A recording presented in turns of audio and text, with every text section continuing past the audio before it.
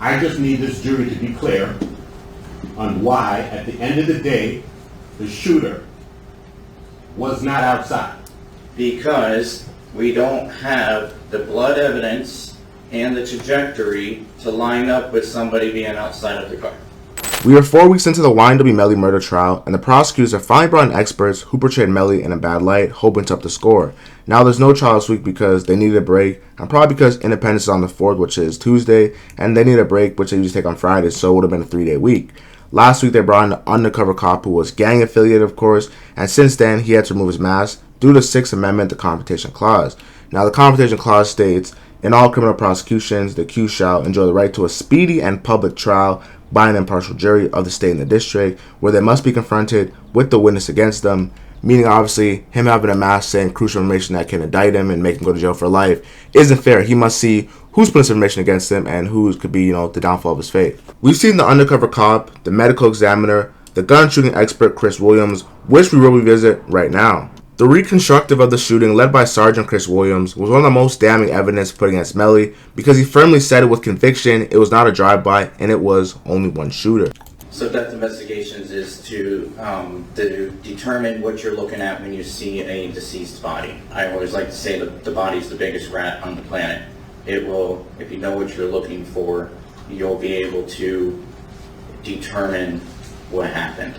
So there's several types of stains that are associated with blood stain, and those all need to be interpreted to determine exactly what happened, and in some cases it can tell you where the assailant was. So if you're in close vicinity with a firearm and you shoot somebody, depending on where you shoot them at on their body, the blood will come back in that same direction of the velocity that it came from. So if it came from me to you, if the bullet went from me to you, the blood is going to come from you to me. The sergeant goes on to explain how we knew Juvie and Satricia died off the gunshot impact. So with regards to that, if you shoot a dead body, do you have the same blowback pattern? No, you will not. Why not? So a dead body, it does not have any circulation. So there's no blood flowing through the body. Post-mortem, once you're dead, what happens is we get what's called rigor mortis, which is also called lividity, and what that is pooling of the blood. So if you die on your back, almost immediately the blood starts to pool all the way to your back. So all the blood will just kind of, gravity brings it all the way down to your back. Eventually it will become fixed and it will stay there. So if we roll you over, it will not go back in that other direction. It's not yet fixed. We can flip the body over and the blood will then flow the other way again. Is that something that would help determine an approximate time of death? Yes, so the lividity starts to kick in anywhere between 4 to 6 hours after death. It will become fixed approximately 18 hours after death. So generally when we come in contact with a body, we will check for lividity. Do you recall at what point you were first contacted to assist in this case? I believe it was November of 2020. What were you asked to look at and analyze in this case? I was asked to determine if this shooting incident was a drive-by shooting. Then the sergeant went to physically recreate the bullet trajectory using the rods because originally the old guy that did it wrong. What is the purpose of putting in these trajectory rods and photographing them?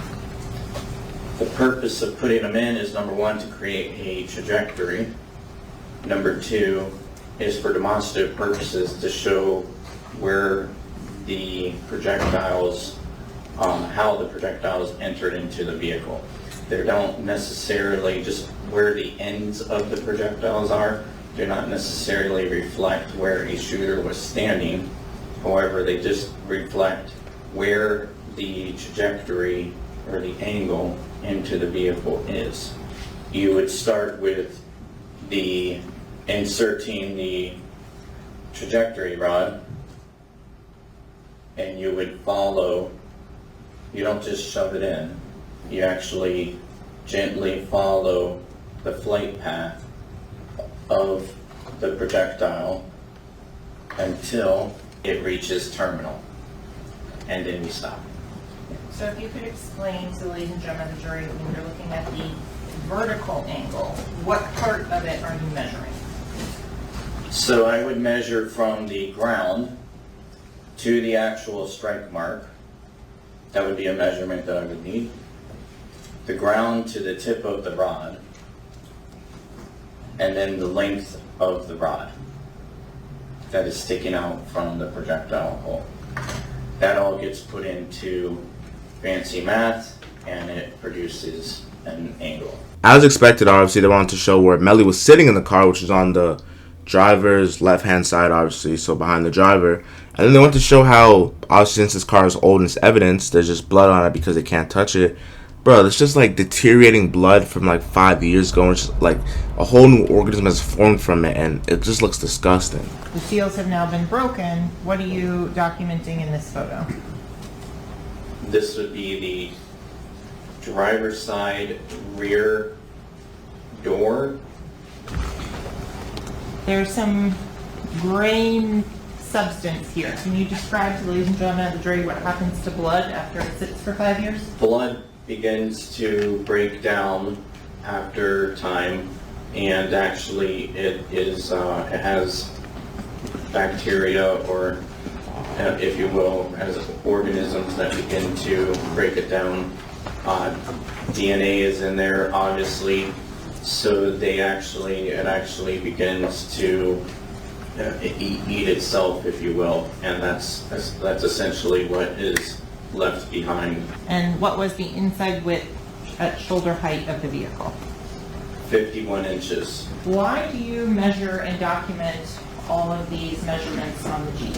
Well, this is a unique case because you have a shooting incident that occurred inside a vehicle.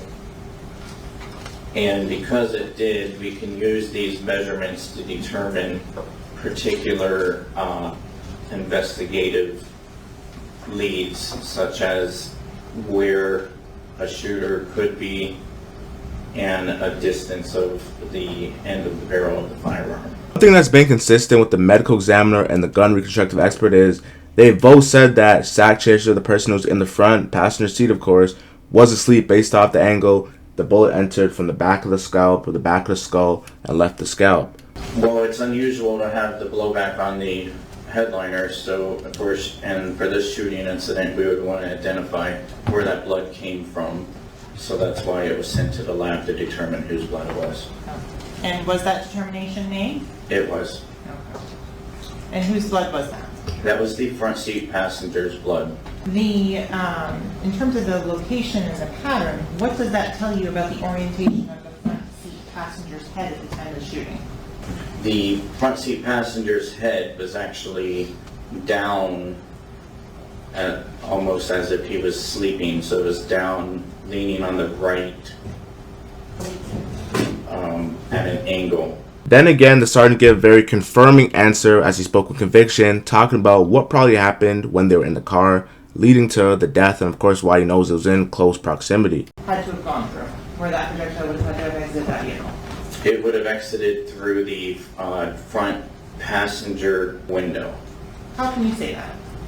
Number one, there's no glass there.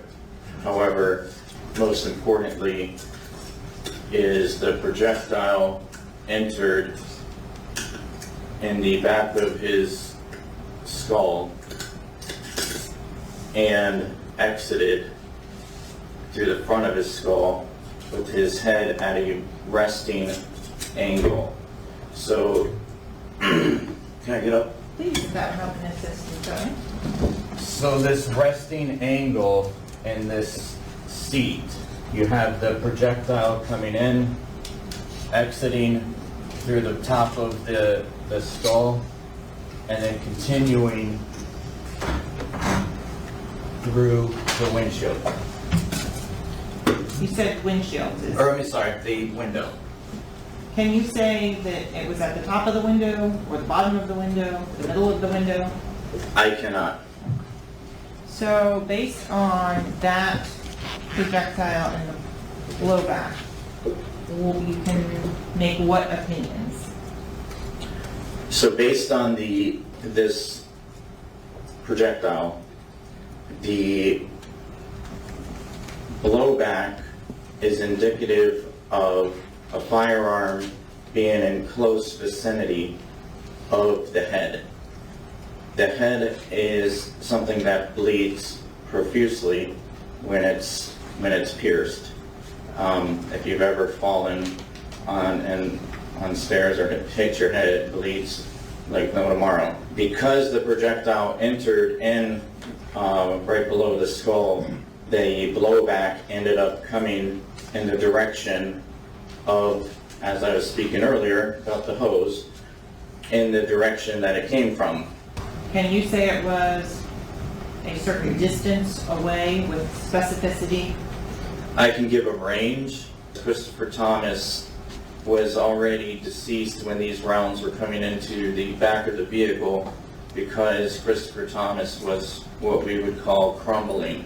He was starting to fall, if you will.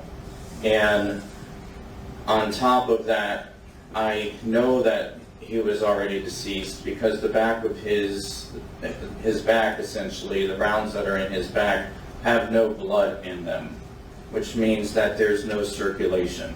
So now Sergeant Williams basically goes through his logical way of breaking things down and explains why he believes it wasn't a drive-by shooting, and it makes a lot of sense why he doesn't think so. Important because it is part of my assignment, which is to determine if this is a drive-by shooting. And my determination was that this is not a drive-by shooting, and it's based upon this picture here, which is a very good picture to describe it. All of these rounds are done, all but one is done at a stationary position. The shooter is at a stationary position when all but one of these rounds are going in. The one round that has some movement in it, which is round sight L here, the shooter is actually moving in that to create the little bit of a keyhole that you see there. Okay, a lot of information in that answer, so let's break it down a little bit. You mentioned a keyhole, so I'm going to zoom in on site L. So a keyhole is a projectile comes out of the barrel and it is actually spinning in a line. It's also falling as it spins. However, once you add movement to the gun at the same time the projectile is coming out, you introduce that movement to the projectile. Once the projectile has altered movement, it will start to tumble. So it's no longer going in a straight line, it is actually going like head over feet, if you will, as it's entering into its target. And that head over feet gives you this right here, which is essentially the projectile coming in sideways. And in terms of a drive-by shooting, if two vehicles were moving at 45 miles per hour, what would you expect to see? So if it's a drive-by shooting, all of these rounds should look like this. Why? Because movement is being introduced to that projectile. So to contrast site L with one of the other sites, like you, what does that tell you? So that's a shot that the shooter is stationary. You even see him show how if a bullet were to hit at the different angles, whether it's 90, 80, 70, 60, 50, or 40, how it'll be even more bigger as the angle decreases. Like from 40, it'll be wider, 50, a little less wider, but 90 is just like a straight hole, straight on the dot. So all the stuff looks stationary, and it doesn't look like it's all from different angles because the bullet holes all look the same. So 90 degrees straight in front of you, and that's what they believe was stationary. And now the cross-examination begins. And during your testimony, you sat in what would be the driver's seat, right? Yes. Now tell me something. Do you know what kind of firearm was used? No. What caliber? 40. 40 caliber? Yes. If a 40 caliber is fired inside a vehicle, will it make a noise? Yes. Will it make a loud noise? Yes. So with a 40 caliber blasting in that car, you're saying that based upon your analysis, Cortland Henry was sitting still and not budging. That would be your analysis, right? Yes. Okay. Christopher Thomas, who you believe to have been sitting in the rear passenger seat, had a defensive wound Yes. in his hands. In one of his hands. In his left hand. Correct. There was a gunshot wound, Yes. and that he was shot from 8 to 12 inches away. For the cheek. Okay. So well, whoever was shooting at him when he had his hands up would have been a pretty bad shot to miss him from 12 inches away and hit his hand. Well, it didn't say that he was 12 inches away during that shot. State never asked the distance for that shot. State only asked the distance for the cheek. First of all, you said you've been in law enforcement now for 20 years. Just You're about. starting your 20th year and a recent promotion. Congrats. Thank you, sir. In your 20 years of law enforcement experience, have you ever seen anybody fire a firearm like that? I've never seen anybody fire a firearm because I'm always after the fact. Okay.